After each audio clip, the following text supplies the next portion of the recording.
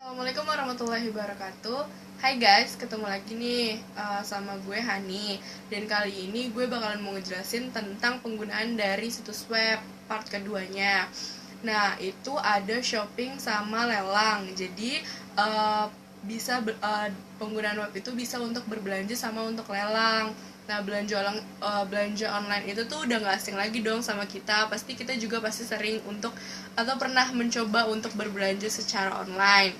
Nah, di situ para penjual dan pembeli itu bisa membeli suatu barang secara via internet. Jadi kita nggak harus datang ke tokonya. Kita bisa lihat-lihat itu spesifikasinya dari yang ditampilkan oleh si penjual.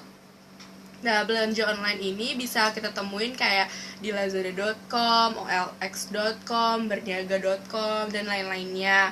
Nah, terus untuk lelang online itu biasanya pada umumnya tuh orang-orang lebih suka sama lelang online. Soalnya kenapa? Karena biasanya orang tuh yang suka lelang tuh dia mempunyai suatu kepuasan tersendiri apabila membeli barang dari hasil lelang, dan harganya juga akan lebih murah. Karena kalau misalnya belanja kan kita pasti udah ada takaran harganya. Kalau misalnya lelang itu tergantung kan dari tinggi sama rendahnya dari penawaran si pembeli. Lalu ada juga contoh lelang online itu adalah ebay.com. Terus ada juga cuaca, olahraga, sama news atau berita. Kita pasti sering banget untuk ngelihat cuaca-cuaca, dan itu biasanya juga udah disediakan oleh pengguna gadget kayak misalnya handphone untuk layanan aplikasi untuk ngecek cuaca, terus olahraga sama berita. Jadi kita nggak harus untuk baca koran lagi, kita bisa membaca koran tuh via digitalnya, bisa dibuka di kompas.com atau yang lain-lainnya. Terus selanjutnya ada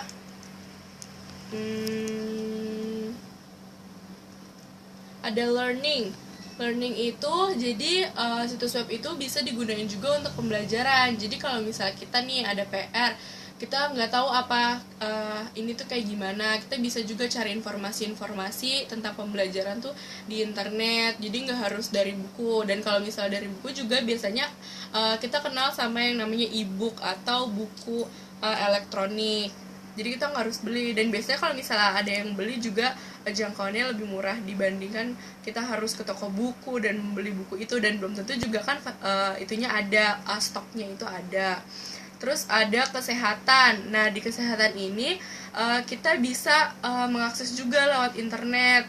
Jadi biasanya tuh ada situs-situs tentang penyedia kesehatan atau telenursing. Nah, telenursing ini maksudnya adalah pelayanan kesehatan untuk menyembuhkan atau pasien itu gimana sih cara berkonsultasi supaya kalau misalnya dia ada penyakit kayak gimana.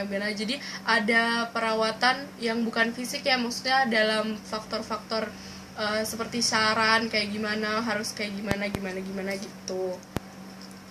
Terus abis itu ada juga karir atau pekerjaan. Nah, buat yang para lulusan tuh pasti bingung banget kan nyari kerja. Itu kita bisa manfaatin juga internet untuk cari pekerjaan. Bisa di job Indonesia jobindo.com, atau kita bisa juga cari-cari yang lain. Dan kelebihannya itu kita bisa cari spesifikasi dari kantor atau perusahaan tersebut. Kalau misalnya kita suka sama suatu perusahaan, kita bisa mendalami perusahaan itu, kita bisa cari-cari juga di internet gitu. Terus abis itu ada seni dan budaya. Dan seni dan budaya ini biasanya dimanfaatkan oleh pemerintah untuk mempromosikan daerahnya. Jadi kita bisa tahu nih seni-seni dan budaya-budaya apa aja yang ada di daerah itu. Contohnya tuh kayak enjoyjakarta.com. Kita tuh bisa tahu di situ ada event-event apa yang ada dalam kayak tahun ini tuh ada apa gitu. Lalu ada jadi setelah dari kita bahas itu, jadi kita bisa ambil kesimpulan kalau ada kelebihan dan kekurangannya. Kelebihannya itu adalah waktu. Kayak misalnya kita harus ada e-banking, itu kita nggak harus ke bank untuk transfer atau segala macam, kita bisa menggunakan digital. Terus yang kedua, sebagai alat komunikasi, terus ketiga sebagai sumber-sumber informasi pembelajaran atau segala macam, terus sama kemudahan akses. Jadi kita dimanapun selama kita masih terhubung ke internet, kita bisa mencari tahu informasi-informasi. Lalu kekurangannya itu karena biaya. Pastinya dong kalau misalnya kita harus menghubung ke internet itu, kita juga harus punya pulsa untuk bisa terhubung ke sana. Terus abis itu ada keterbatasan kecepatan di internet, karena di Indonesia itu masih dibatasi banget. Jadi suka masih ada loading gitu. Terus timbulnya individualisme, karena apa-apa sekarang bisa dilakuin sendiri, sama rawan penipuan dari pembelian online segala macam. Itu kadang-kadang tidak sesuai sama apa yang kita harapkan. Jadi kesimpulannya itu sebenarnya banyak banget manfaat-manfaat yang bisa kita gunain di internet. Cuman karena kita minim informasi, jadi kurang untuk mengembangkan dari internet tersebut. Terus juga ada faktor-faktor keamanan tuh yang harus dilindungi sebenarnya agar kita terhindar dari konten-konten negatif. Dan seharusnya juga para pengguna internet itu tahu etika-etika mana yang harus digunakan saat berinternet. Oke, sekian dulu guys. Kita ketemu lagi lain waktu. Wassalamualaikum warahmatullahi wabarakatuh.